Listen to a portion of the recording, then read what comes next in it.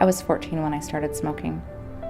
I started smoking when I was like 12. I started smoking when I was about 18 years old. I started using tobacco around the age of 7. I started smoking when I was 9 years old.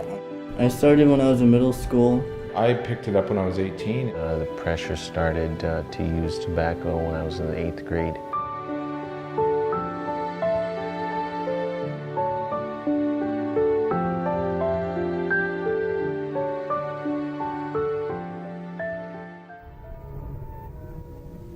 Cigarette smoking causes approximately 438,000 premature deaths a year in the United States.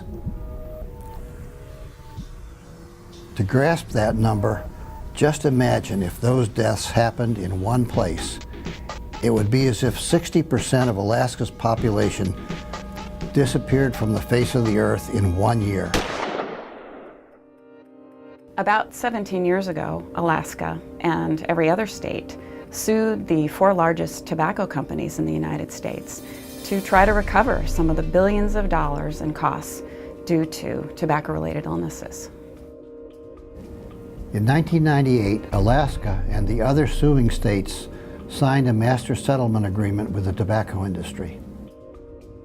The tobacco settlement money helps fund a variety of evidence-based activities, all following best practices established by the National Centers for Disease Control and Prevention, and what works best for Alaska. Tobacco use wasn't part of Alaska's cultural heritage. It came with the Russian fur industry, bringing tobacco and knives to trade for the pelts of sea otters and seals, and the American gold rush explorers. Each wave of fortune seekers left its mark.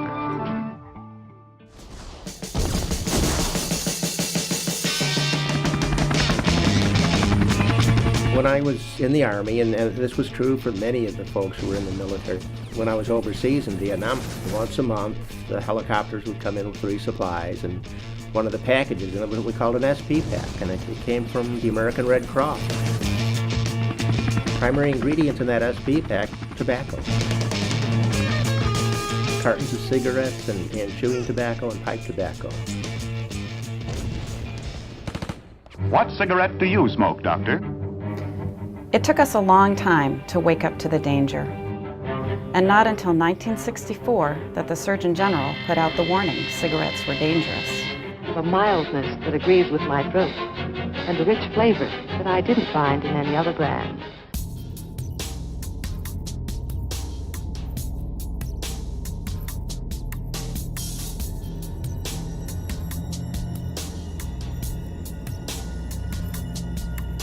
The industry makes tobacco use seductive and hip. It's one of those where, you know, it's what the cool people do, that wear the cool clothes.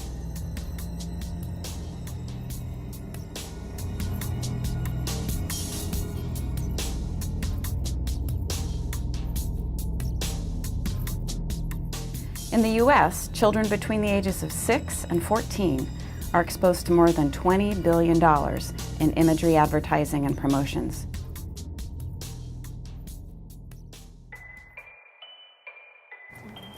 We're with Tattoo, which is Teens Against Tobacco Use.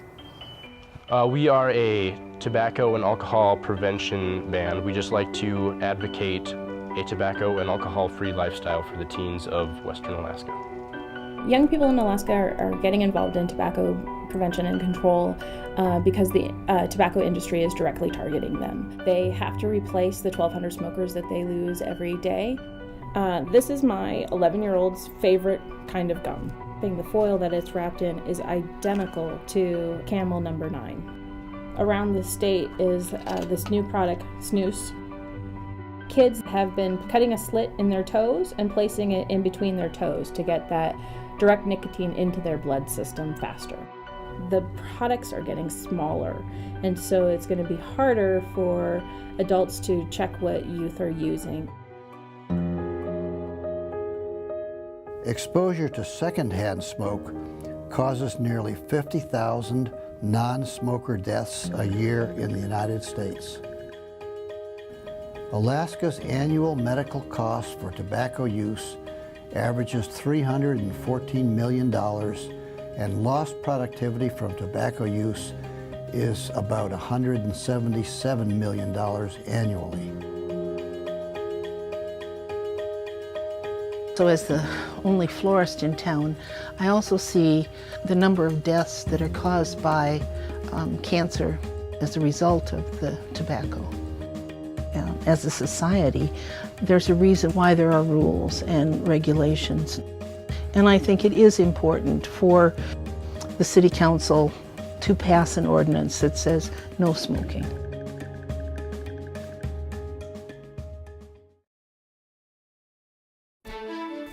Well, the declines in tobacco use are not something that tobacco companies are going to take just sitting down.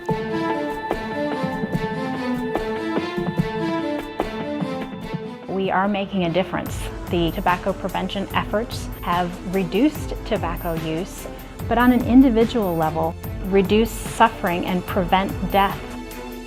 We went smoke-free because it was the law, but I didn't do it because it was my right. I did it because I had to.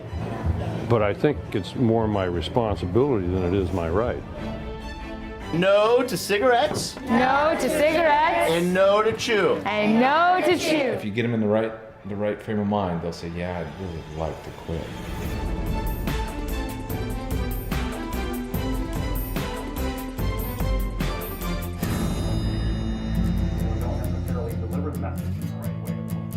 Today, there's a powerful groundswell of activity across Alaska. Individuals, coalitions, organizations, and businesses championing the cause to end tobacco-related death and disease. A tobacco champion is a person in their community, no matter how small or great, who's telling the truth about tobacco and its health effects. The tide has shifted around tobacco in Alaska, and more people are actively quitting than starting. The primary reasons I wanted to quit smoking are the people in my life, my children, my grandchildren. Many more communities have added on, and that list is growing every couple months. Organizations either making policies on their own or communities adapting policies for the whole community.